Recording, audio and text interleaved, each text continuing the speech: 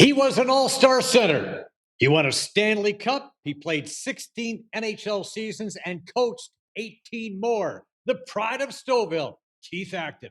Joe Tilley's Great Canadian Sports Show. Coming up!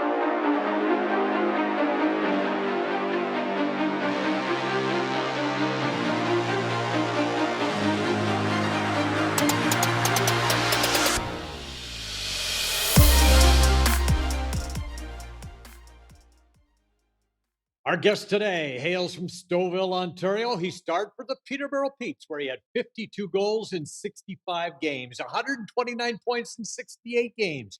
He was drafted in the 6th round by the Montreal Canadiens. He was an NHL All-Star center. He played 16 seasons. Montreal, Minnesota, Edmonton, Philadelphia, and Washington, and the New York Islanders. He won the Stanley Cup. He represented Canada at 3 World Championships. He coached in 18 NHL seasons with the Flyers, Rangers, Leafs, Blue Jackets, and Oilers. He's an entrepreneur and an all-around great guy. Welcome to the program, Keith Acton. Good to have you here, Joe, my friend. hi, how are you? I'm doing excellent, doing very well. I want to say, first of all, welcome to the show. And tell us about, we like to begin at the beginning. What's it like to grow up as a young player in Stouffville, and how do you make it to the NHL from there? Well, certainly Stouffville, not unlike any other small town community in Canada.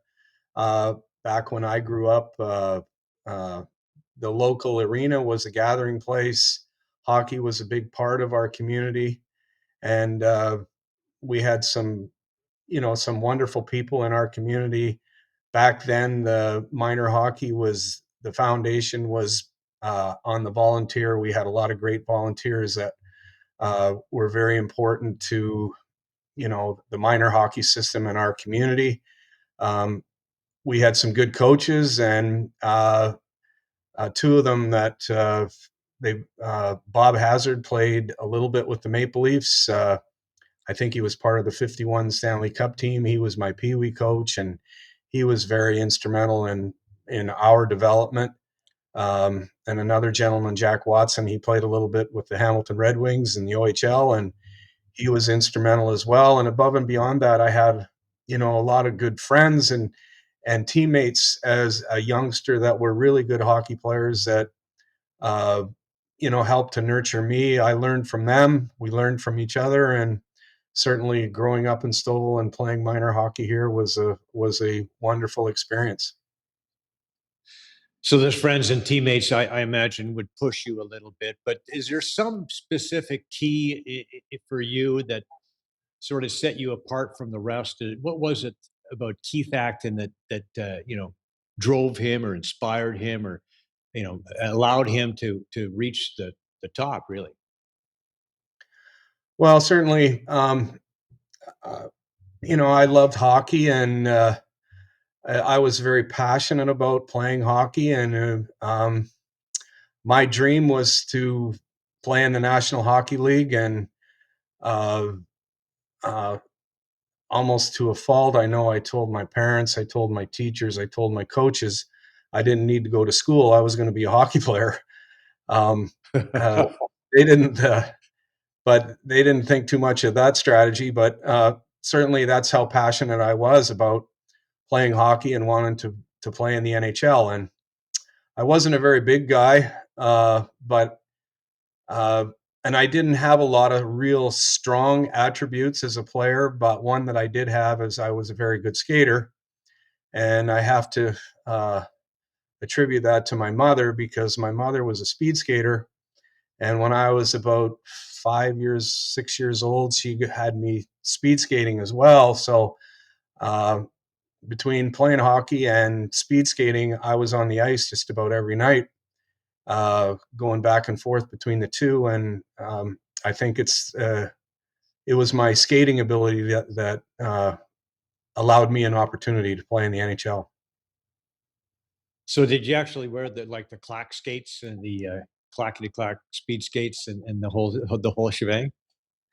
The long blades, yeah, or the whole blades on the ice. Yeah. It was a lot easier to get some speed going with the whole blade on the ice with that push. But certainly it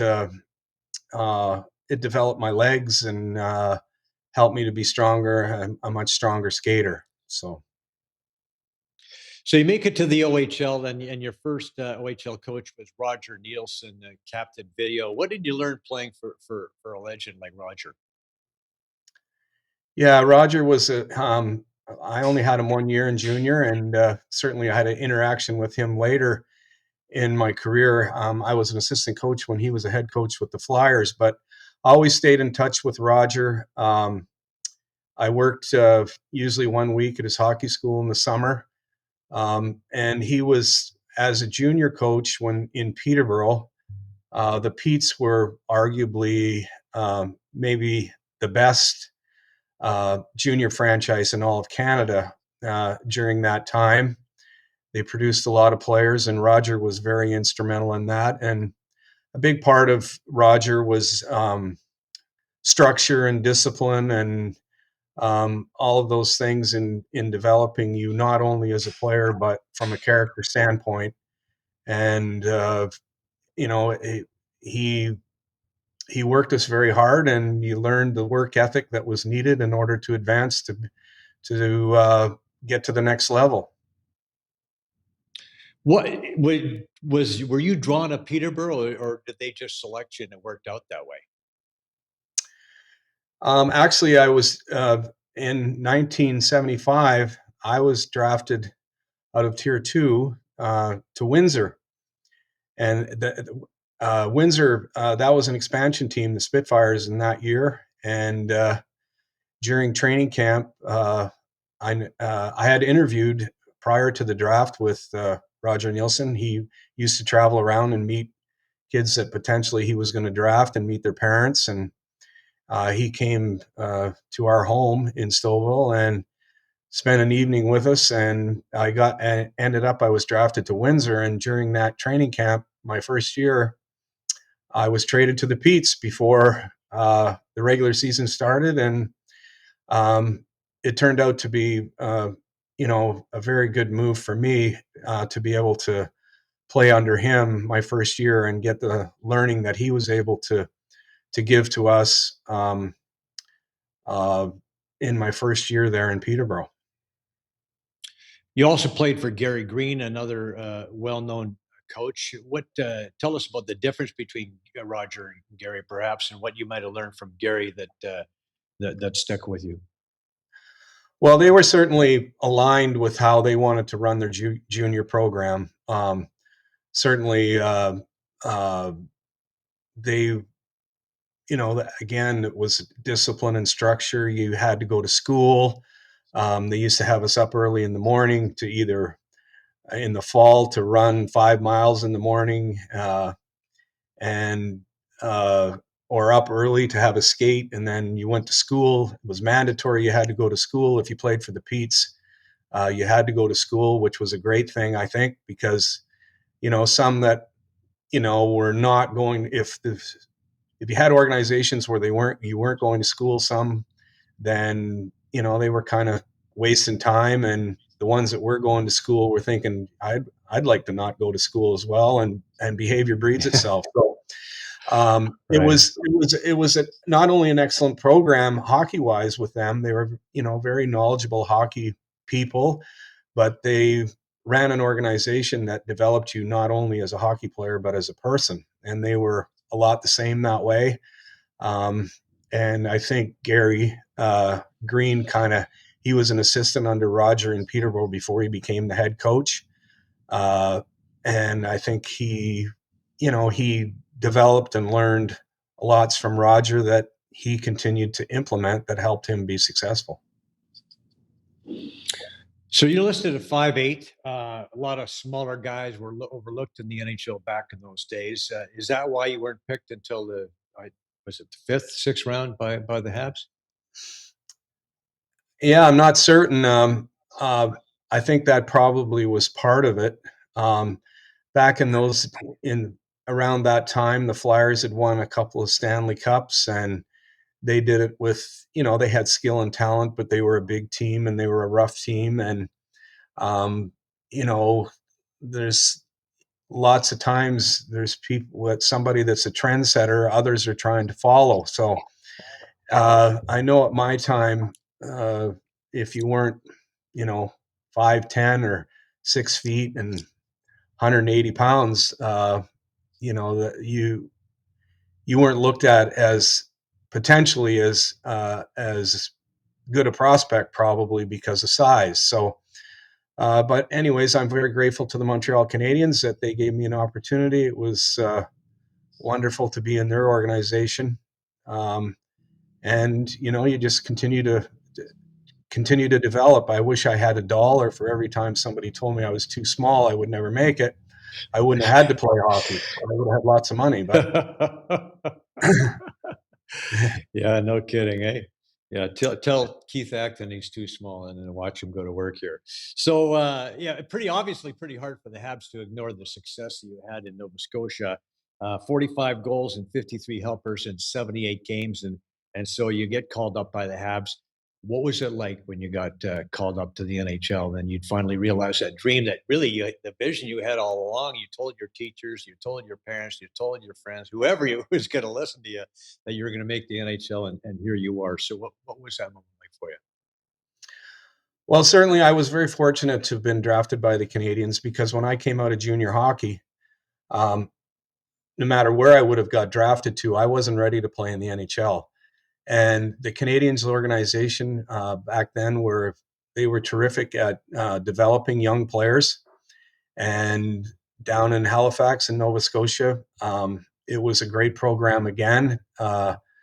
And I got to learn in that organization where they were in the midst of winning 4 straight Stanley Cups and won a lot of cups prior to that, and they knew the formula for winning and how it worked. And they taught you that anything less than championships was unacceptable, and you had to dedicate yourself with a certain desire and discipline and commitment, along with developing your skills in order to be a National Hockey League player. And once again, I was fortunate to have been in that organization that they understood this. They taught us, and then with the Canadiens at that time, I was so privileged to have played with so many great players. Probably when I started there, um, there would be 8 or 10 Hall of Famers that were Right. all dreaming Stanley Cup rings. So I was very privileged to have been able to learn from them. Yeah, what a way for things to unfold. I'm just looking at this. Okay, so Roger Nielsen, you learn from him, then you get drafted by a great Habs organization, Gary Green as well. You go to Nova Scotia where they have a lights out farm system, and you learn there, and then of course you go to the Habs. You're lucky enough to get drafted by this team. You learn from some of the best in the business. Like things seem to have fallen into place really, really, really well at this point. And we have a goal that you scored. You talked about playing with some of those Hall of Famers and those great players. This is against the Canucks. Mario Tremblay with the centering pass, and you're going to bat it out of the air past Martin Brodeur, in the Canucks goal. Nice bit of eye-to-hand coordination right there by Keith. Yeah, very young Keith Acton. Uh, First of all, you were pretty young, pretty happy you had there. Do you remember that goal?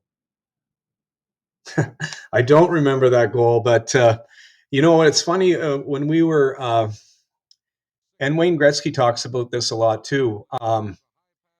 Uh, when we were kids growing up, we didn't play hockey all year round. We played other sports, and um, I played softball every summer. So maybe that goal right there was due to the fact that I played lots of softball, and I didn't bunt much in softball, but that was a bit of a bunt, I guess. But certainly, you develop from playing other sports, and part of that is eye-hand coordination as well.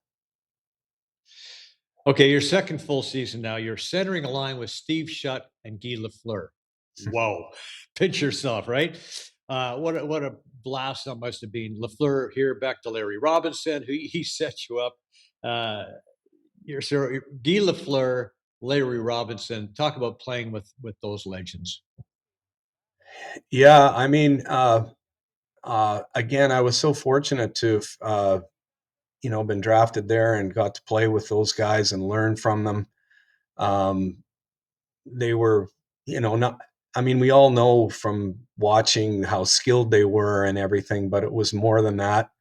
It was, for the Canadiens, they played in fear every night. Those guys, and it wasn't in fear of getting hurt, wasn't in fear of not getting their goal that night. They played in fear of playing at a level below where they were supposed to be. And once again, behavior breeds itself, and then you learn this, you understand this. That's the expectation. That's the expectations from your teammates on you, and that makes you a better pro. And certainly, with all the skill that they had, but once again, anything less than winning a Stanley Cup was unacceptable to them, and that was their standard.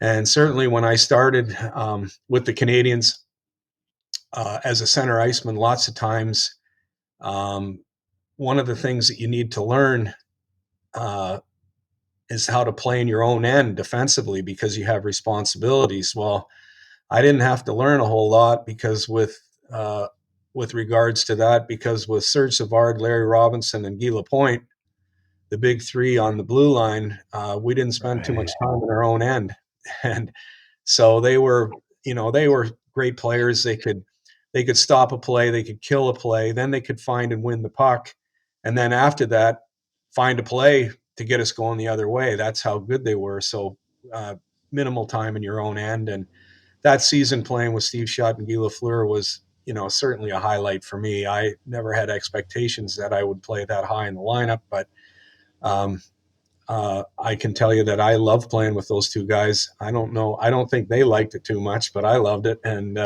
certainly they were great players to play with. Well, all you guys had a pretty good year that year, 81, 82. You had 36 goals, 88 points in 72 games, and a couple of hat tricks. This time, you jumped on a Doug Wickenheiser rebound. Uh, what do you remember about playing, though, with the Flower? But you also mentioned Larry Robinson. We talked about Larry Robinson. The fact that Larry was also an Ontario boy, and Big Bird. Tell us about. Did he take you under his wing a little bit? Yeah, he was a great teammate, and he was always. It's funny, those great players. They're always um, they understand what's going on with them, and what they need to do to play better and really excel. But they also understood what's going on with their teammates and what their what their anxieties are, what their needs are, and always trying to help out. And that was a good way to describe Larry Robinson. He was just a superb talent, and but he was a great teammate.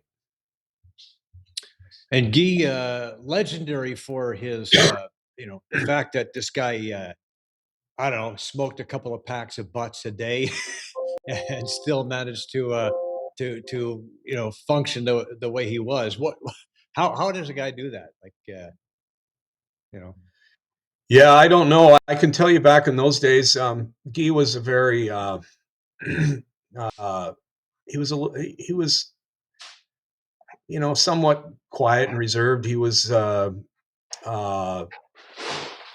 I think he felt a lot of pressure, not only from uh, the organization, the city, the province, if you will, um, and to his teammates, that he needed to be his best every night. And I can tell you this, that um, uh, on a Saturday night, hockey night in Canada was at 8 o'clock in those days, and I would be the first one to the forum at about 5:30, except for one person, and that was Guy Lafleur. And when I walked in, uh, he was already dressed, full uniform at 5:30, uh, skates laced, sticks done, sweater on, ready to go. And uh, all he did from 5:30 to 8 o'clock was drink Coke and smoke cigarettes.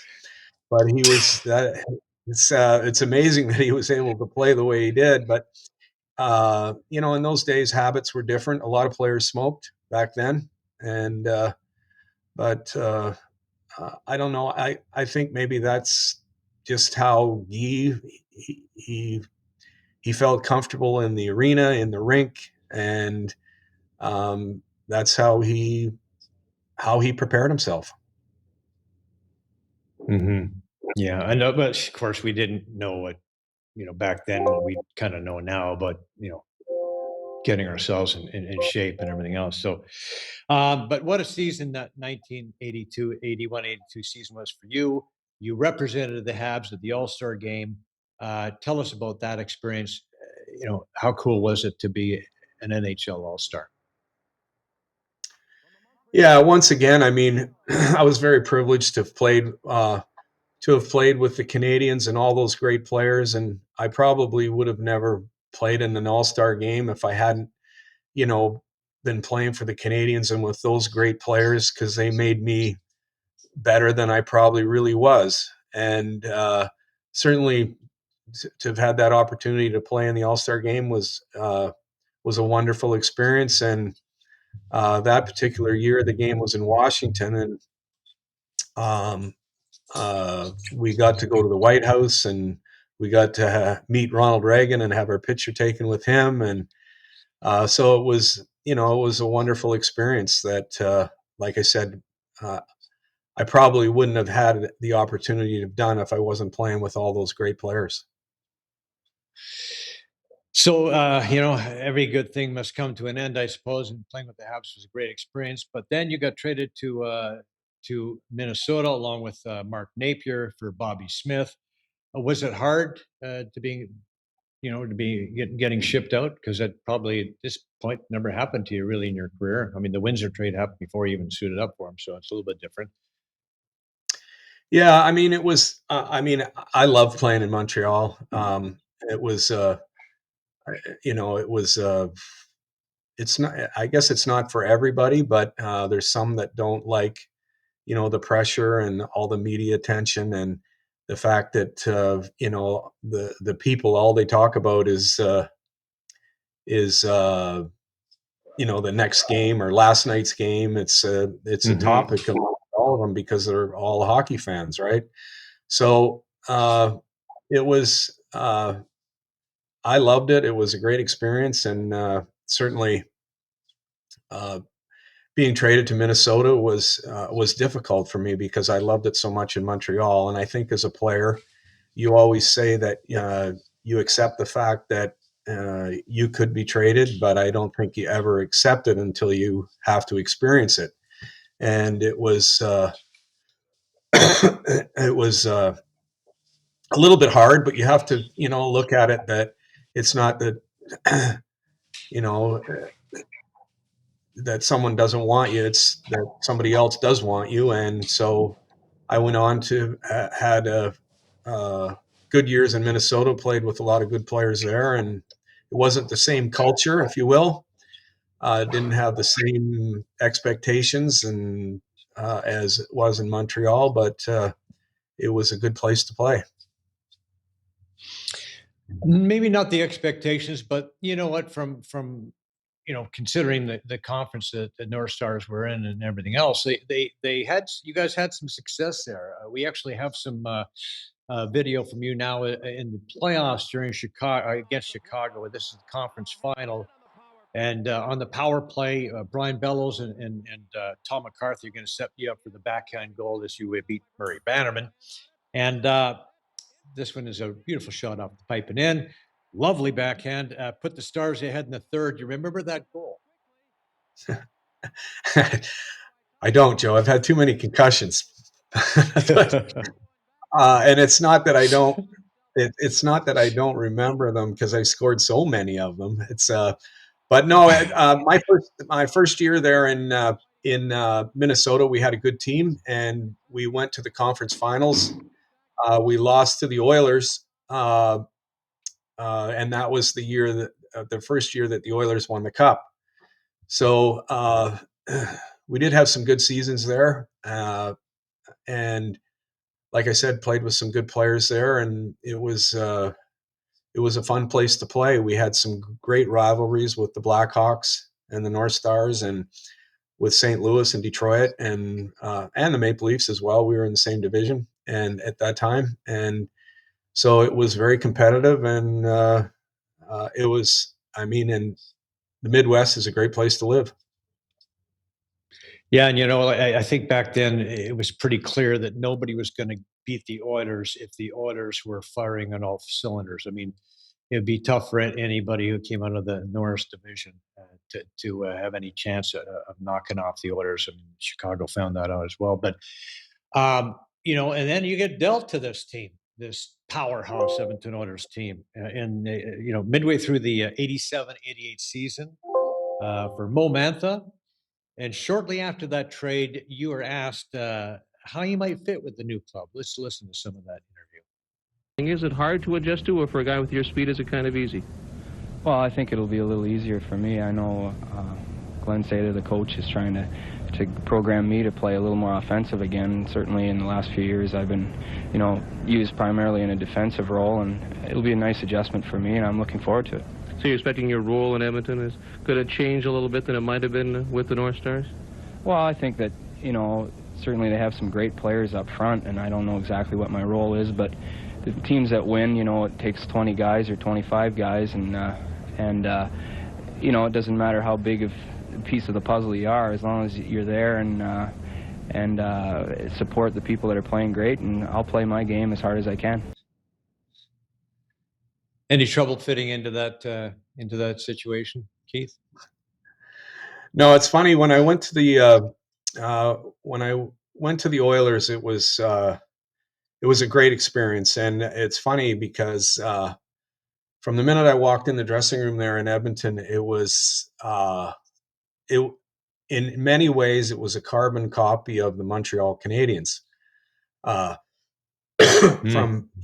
from the culture, how they conducted themselves, what was important, and even to how the room was set up, it was a carbon copy of the Canadiens. And it's funny because Glenn Sather spent 1 year as a player with the Montreal Canadiens, and I think he learned lots about winning from the Canadiens organization, and he was smart enough to absorb it and implement it in Edmonton. And certainly there was a lot of great players there, privileged to have played with all those superstars. But the mentality was the same. It was, the desire, the dedication, the commitment, the goal, what it was all about was just like the Canadiens. And once again, I was in a culture where anything less than winning the Stanley Cup was unacceptable, and they talked about it every day. And there was organizations that I played in that didn't want to talk about it every day, about winning the cup, because I think they were fearful of that, and that they were setting the standard too high, and those things. But not with the Canadiens and not with the Oilers. This is we need to talk about it, and this is once again our objective, and like I said, anything less than that was unacceptable. Yeah, interesting. Sather was able to learn that in 1 year with the Habs and bring that attitude over. But it sure seemed to work. And being surrounded by all that talent, I mean, that's quite an experience. I mean, you talked about the guys in Montreal, but now these are the guys who are setting records left, right, and center.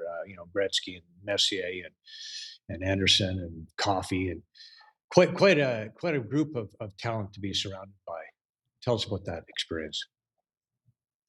Yeah, like once again, those guys were terrific talents, great players, but they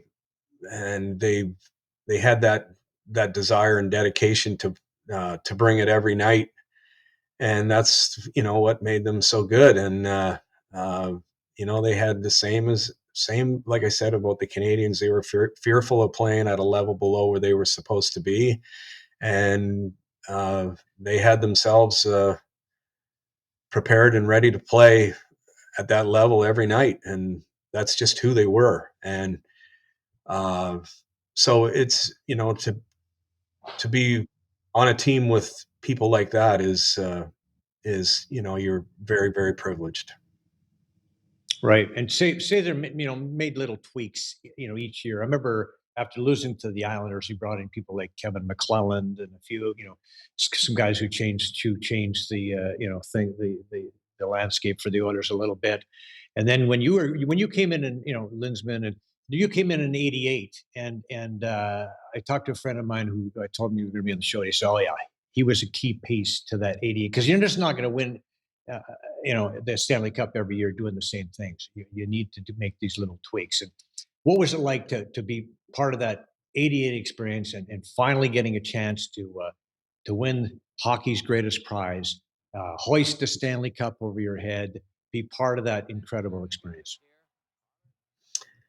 Yeah, I mean, once again, I think when I started in Montreal, I thought maybe we had some really good teams, and I thought maybe we were going to have a chance to win a cup, and I could be part of that. And I needed to wait another 7 or 8 years, I guess, until I was with the Oilers and the opportunity was there again. And certainly, that's what you play for. And you played all those games on the street and in the backyard rinks, and it was always for the Stanley Cup, and you're going to win the cup. And there's no other experience like it. And I think that when you're on a team that does win a Stanley Cup, it's all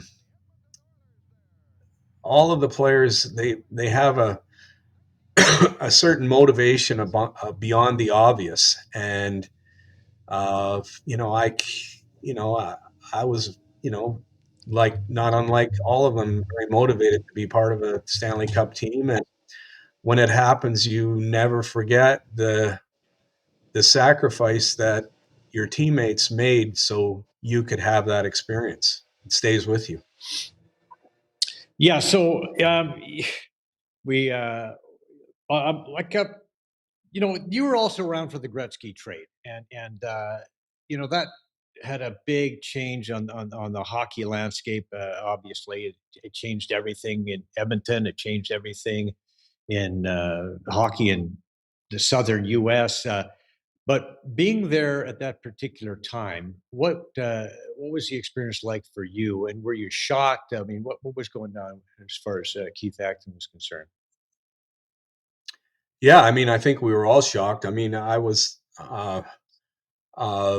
certainly wasn't at any level to be privy to any information leading up to that. So, uh, pretty shocked and blindsided by that trade. I think over time there was, some of more of the story came out on why it happened, but certainly from my perspective or my standpoint, I was shocked that uh, that trade had happened. And the Oilers did win another cup after that, but certainly I think many thought that our team in '88 was, uh, set up and poised to maybe keep winning a few more. And they, like I said, they did a couple of years later. But certainly it was a shock.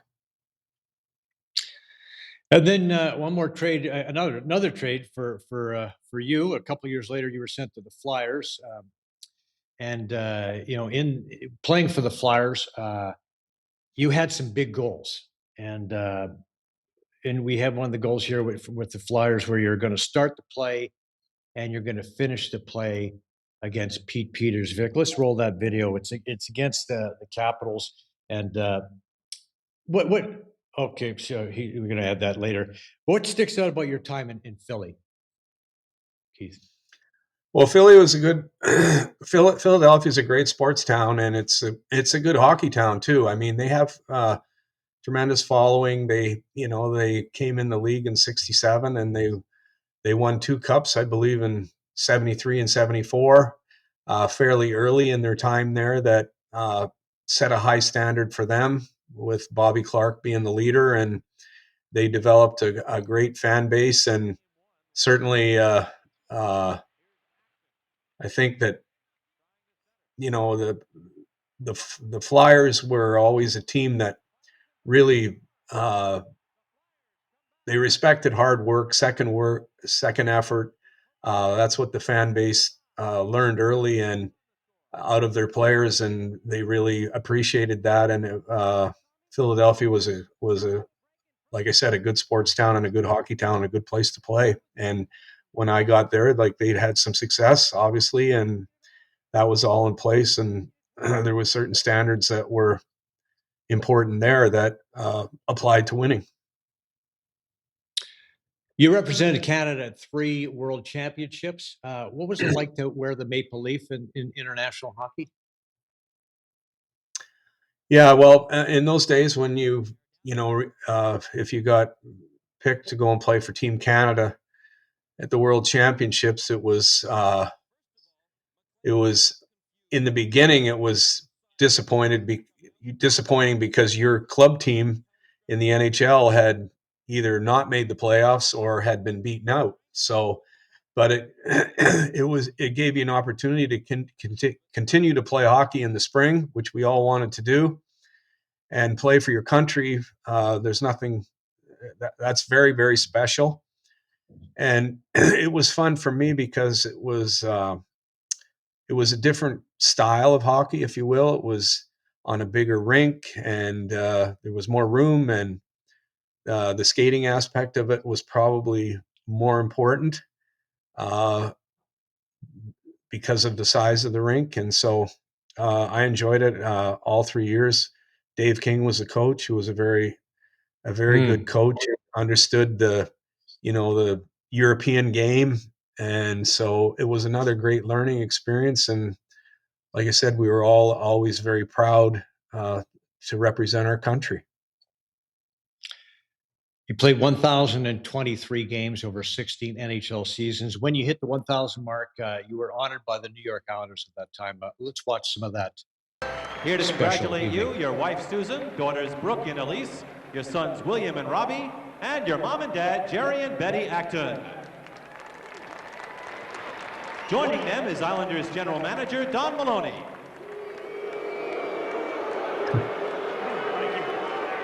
Congratulations, Keith, on a tremendous achievement. We've received many congratulatory telegrams from all your former teammates in Dallas, Minnesota now, Washington, Philly, Montreal. Your style of play is both inspirational and timeless. So on behalf of the New York Islanders and all our fans here tonight, it's an honor to present you this clock from Tiffany's. Thank you.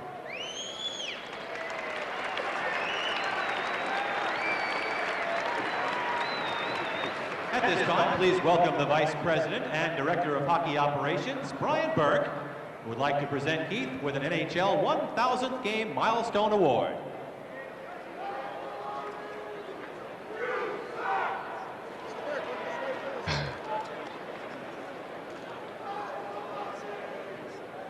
Keith, the jersey that you wore in Game 1,000 is being sent to the Hockey Hall of Fame in Toronto for display. Finally, your teammates have commemorated this event as well. When you return to the locker room, the team has a special gift for you. Okay, so what was the special gift, first of all? Actually, it was a brand new set of golf clubs, which was very nice. I enjoy to play golf, and so that was very nice of them. You know, we see Brian Burke there. He looks like a baby at that point. And then Eric Lindros flashed on him a few times. Tell us about your experience with Eric, and what it was like to play with the E-Train early in his career. Yeah, I mean, he was a real force. He had lots of skill. He had great hands, but he was, as we all know, he was a big man, a very strong man, and so he had the power element along with the skill. And he was, when he decided he was going to step it up, he was impossible to stop. And a great player, a great teammate. I played 1 year with him, and then I was fortunate. I got to coach him for 4 years in Philly as well, where we had some success. We went to Stanley Cup Finals, and he was just a wonderful person to be around. Yeah, let's talk about getting into coaching. How did that transpire? Yeah, it's when I got traded to the Flyers, Bob Clark was the general manager of the team, and I used to always, I loved being at the arena, and I used to hang around the rink, and of course Bob was always there as a general manager, and we'd always seem to end up running into each other and talk. We both loved to just talk hockey, and I was getting near the end of my career, and and I like from the time I was a little boy, hockey was everything to me. I was very passionate about it, and there's no better job in sports than being a player. But I was always a student of the game, and I always thought that when I finished playing, I'd like to stay in the game if I could, if it was possible, and uh, getting to know Bob Clark, who I was very privileged again that when I retired, um, he, and this doesn't normally happen, but occasionally, but he hired me as an assistant coach with the Flyers uh, right out of playing, which was a great, wonderful opportunity for me. And I'm forever grateful for him for giving me that opportunity. So that started me on another career in coaching, which I was very fortunate to have been around a lot of great people again and great organizations. And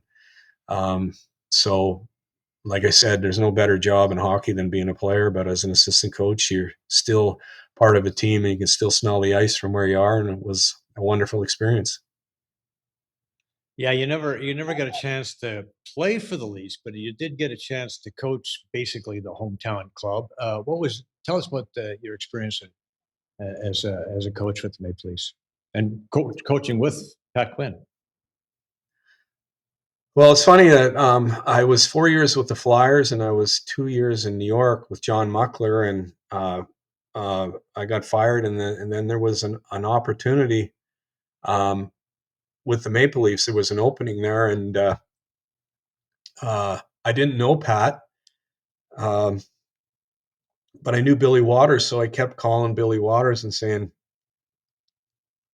is there a possibility that I could just have an interview? If Pat Quinn would lend his ear to me for an hour, I would love to, apply for the position that's open there. And Billy said, "Yeah, I'll see what I can do." And over time, Pat was a very patient man. He took his time making decisions, but I did get the opportunity to interview with him. I didn't know him other than, we had interaction with our, over the years, being both in the NHL, but I didn't really know him. But I just felt at ease when I had an interview with him, because it was not like other interviews where I, asked questions that weren't necessarily hockey related, or they replied to other things that I don't know what the read on that was. But it was a wonderful experience with Pat, because all we did was sit in his office and we just talked hockey for like 2 hours. The time went by, and that's all we did was talk hockey. I must say, I almost died from the secondhand cigar smoke over that 2 hours. And so I was very fortunate that he ended up, he hired me, and it was a wonderful experience to have worked with him or under him. He is as fine a man as you would meet, not only in hockey, but anywhere in life. And we had some good teams in the early 2000s. We went to the semifinals in 2002, where I know Pat, he always thought that was a real missed opportunity for the Maple Leafs to win a Stanley Cup. But he was, like I said, he was a very, remarkable man. He was very smart. articulate. He had a presence. He had, all the credentials of being a great coach, and he was. Yeah, I remember that series, Carolina. By that time, you guys were so beat up. I mean, Gary Roberts was out, and that was a big, big loss for you guys. That was a tough situation. But yeah, I felt that too. You guys were so close that year. I mean, just had you been a little bit healthier, is that what you think might have been the year? Yeah, I mean, that's all part of it, right? Getting to the Stanley Cup final is not an easy. It's a tough task, and over the course of that, most times you're going to feel some wear and tear, and that all factors into the results. What do you think? I mean, I'm sure you follow the Leafs a little bit now. You must have an idea. What do you think about this year's edition of the Maple Leafs? The fact that they're tops in their conference now, or sorry, division, and Craig Berube's brought a kind of a different attitude, a different look to the team. Do you like what you see from the Maple Leafs right now? I do. I mean, I played with Craig in Philadelphia, and he's a good friend of mine, and I knew he would do a good job. I think that he's changing the culture a little bit with the Maple Leafs, and I mean they made some moves in the summer that I think were beneficial to them have an opportunity to win. But I think Craig is he's a big part of that, and he has them playing a style of play that they make the opponent earn everything they get. If you look at this one stat that I always focus on is goals against, and if you look at their goals against this year, that's really, really significant. I think they're the best in their division currently, or maybe Tampa's a little lower, but they've played less games. So the Leafs have done under Berube, they've done a remarkable job of better at keeping the puck out of their net. And in the end, if you look at the top teams, like if you look at Minnesota, Dallas, Winnipeg, what their goals against are, and their top teams in the league, and that's the stat that sticks out. And I think that Craig is having them play kind of a playoff style of game, and he's encouraging that and implementing that here now during the regular season, because when that's what you have to be able to do when you hit the playoffs, and he's rehearsing them for that during the regular season, which is significant. And I think another thing that he'll be able to do and make them understand is that when you get to the playoffs, you have to be able to elevate your game. And the Maple Leafs haven't done that in the past. They've been good enough to make the playoffs, have good regular seasons, but they haven't been able to elevate their game. And you have to, once you hit the playoffs, and you have to be able to elevate it again after you win a series for the next series. And elevating your game that's part of the process. And I think that he's doing a great job of getting that message across. Yeah, it's fun watching what Chris Tanev does out there. I mean, this guy is a shot blocking machine. That was a really nice acquisition by Treliving over the off season, and yeah, that's he's a big part of that. But did the goaltenders look really good? Yeah, I really like this. I mean, do you believe that this is a team that potentially could go all the way? I do. And you mentioned Tanev, and he's been a great acquisition. And I mean, I've said this earlier in the show that behavior breeds itself either way, and he's a guy that's he's saturated with sacrifice. And when you have a teammate like that, now it starts to breed itself into others, and they want to do the same. And you got to have that if you're going to win.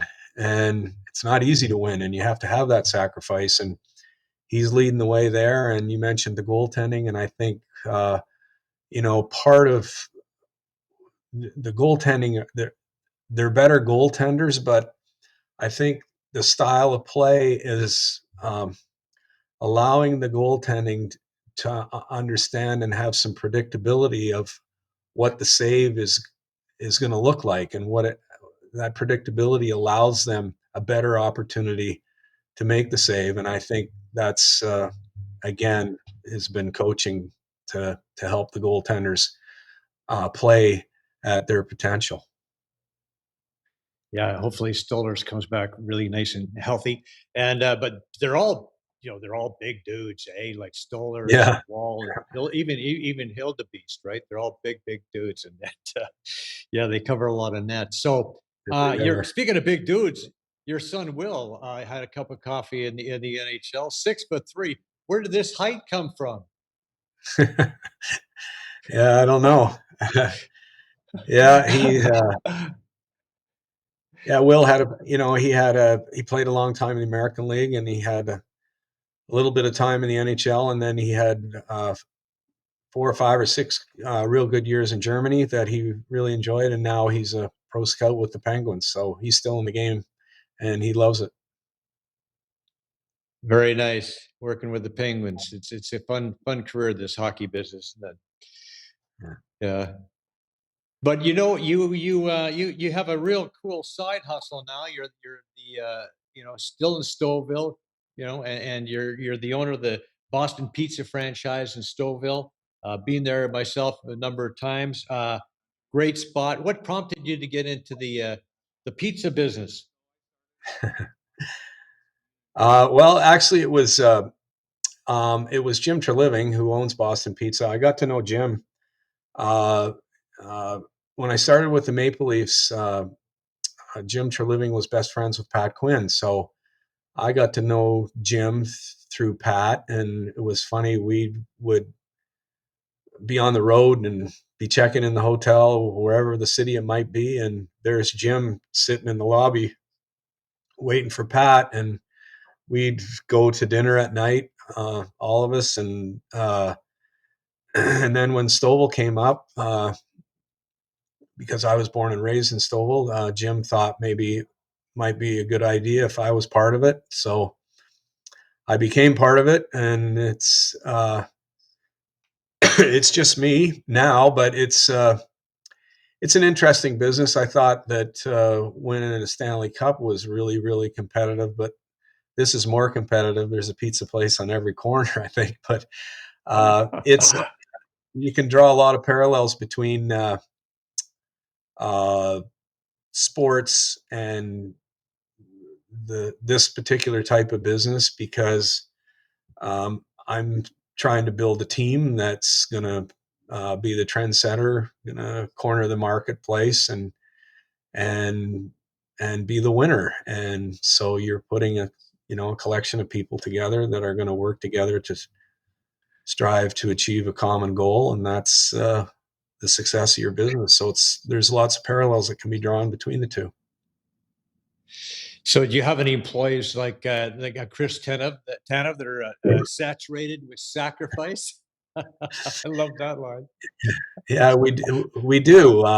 And it's once again, it's when you get good ones, then you try to put others in environments with them where the same learning and behaviors breed themselves to make others better. What's your favorite menu item? Vic wants to know. Oh, I have to say I love them all. Oh yeah, I was always a big fan of the Brute myself. The Brute, yeah, it's very popular. Yeah. Okay, so you threw your hat into the political ring a couple of times. Are you still involved in that aspect of things? I am. I'm a counselor in town here. We have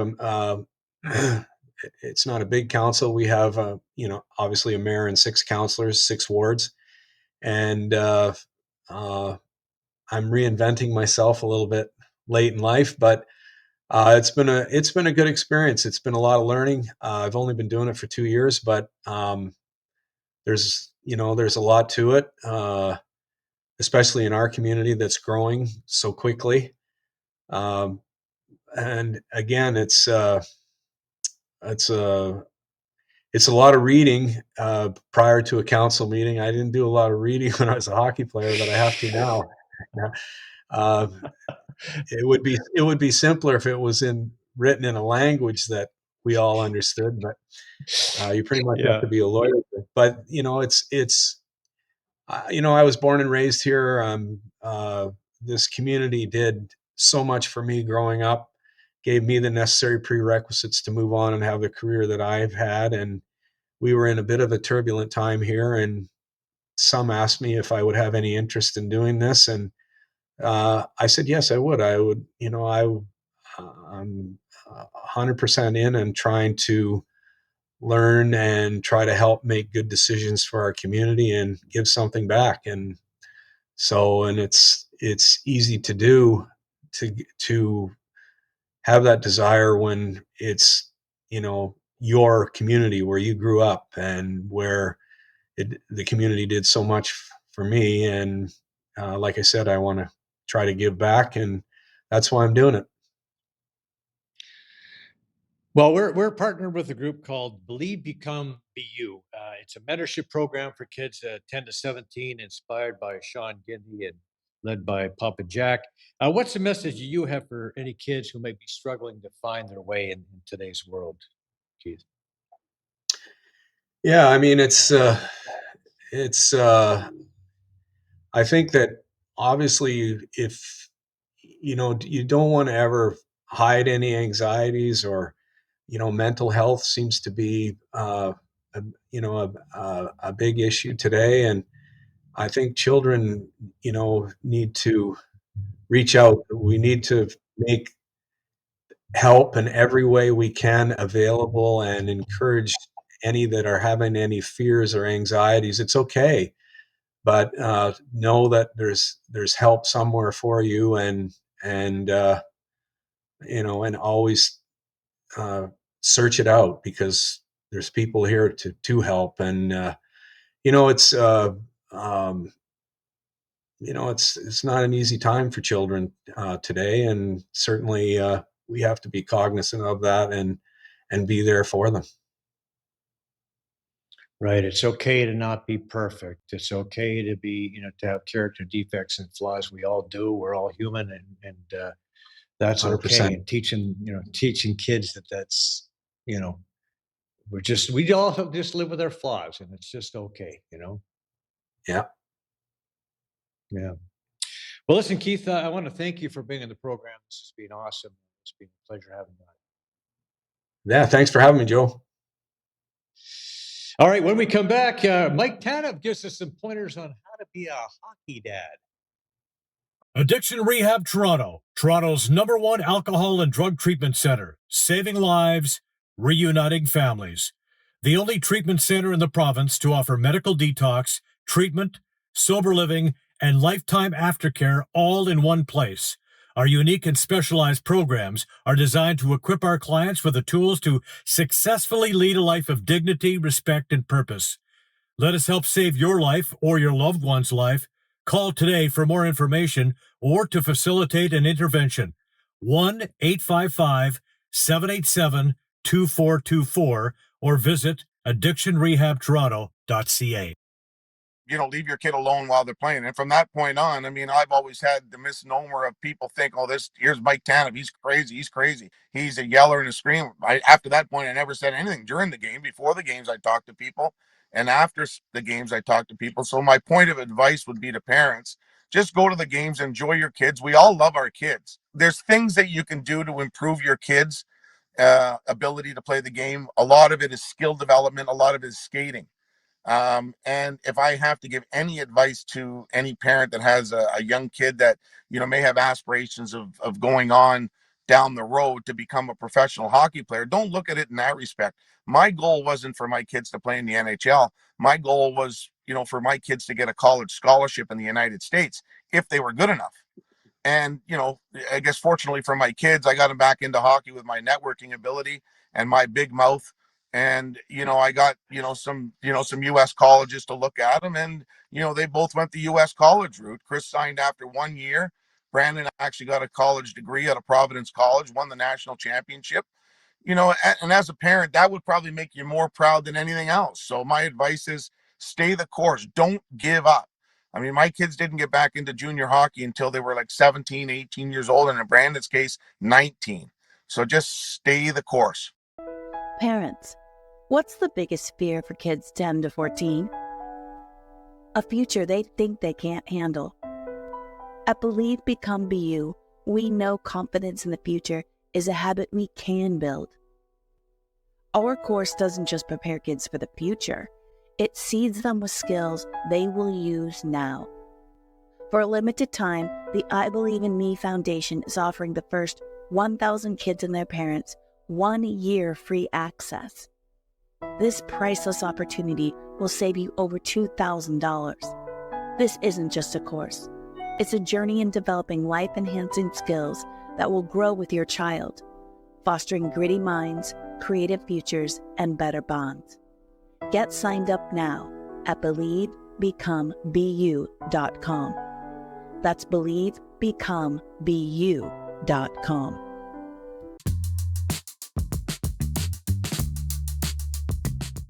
Hi, I'm Joe Tilley, and I want to tell you about the painting pros. Patrick and his crew recently came into my home, and they painted the walls, they added some color. It's fantastic, and I can't be more satisfied with the work they did. That crew is tremendous. They were professional, they were courteous, they were respectful, and they did a fantastic job. Look at that. Look at that color. I just can't stress enough how satisfied we truly are with Patrick and his crew. For all your painting needs, go with the pros.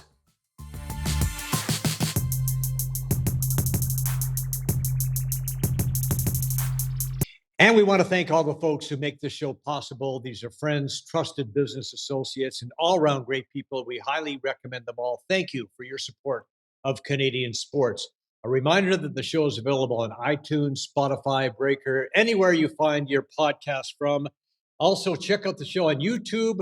All of our latest clips, shows are on there, shorts. Like and subscribe. It's absolutely free. It doesn't cost you a darn thing. And thanks once again to Keith Acton for being on the program.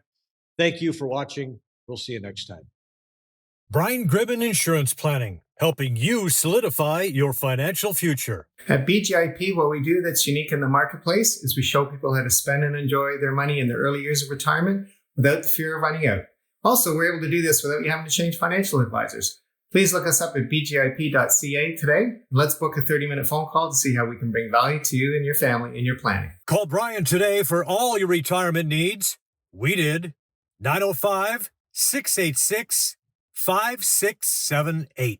MNP, a leading Canadian national accounting, tax, and business accounting firm. MNP proudly serves and responds to the need of their clients in the private, public, and nonprofit sectors. Through partner-led engagements, MNP provides a collaborative, cost-effective approach to do business and personal strategies to help people and organizations to succeed across the country and around the world. With local offices in Oshawa, Mississauga, Burlington, and more, their team is here to support you. Visit mnp.ca today to learn more. Rooted in 60 years of tradition, Sleepy Hollow is a private golf club with a friendly community of members just minutes from Toronto.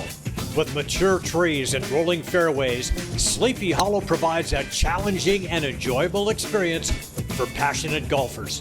Enjoy great golf, amazing dining, and a picturesque patio second to none. Visit SleepyHollowCountryClub.com. Joe Tilley here. My wife Penny Claire and I recently took an amazing trip to Egypt and Jordan with Trip Oppo. And here are our top 10 must-dos. Last but not least, we relaxed at a luxury resort and took a dip in the famous Dead Sea. This beautiful resort was a perfect way to cap off our incredible adventure in Egypt and Jordan. After days of exploring ancient ruins and bustling markets, it was wonderful to just kick back, put on a little mud, and soak up the sun by the Dead Sea. Oh, I almost forgot to mention the amazing cuisine in Egypt and Jordan. Don't forget to try the delicious local food like mouth-watering Egyptian barbecue. And the best part is that our Trip Oppo tour includes almost all of the meals, so you can indulge in the local cuisine without worrying about opening your wallet. I would highly recommend that you book your next trip through TripOppo. Call them today. Guests on Joe Tilley Sports receive a gift certificate from Classica Imports. Top of the line imported men's clothing. Check out the Classica Essential Collection now. Go to shopclassica.com.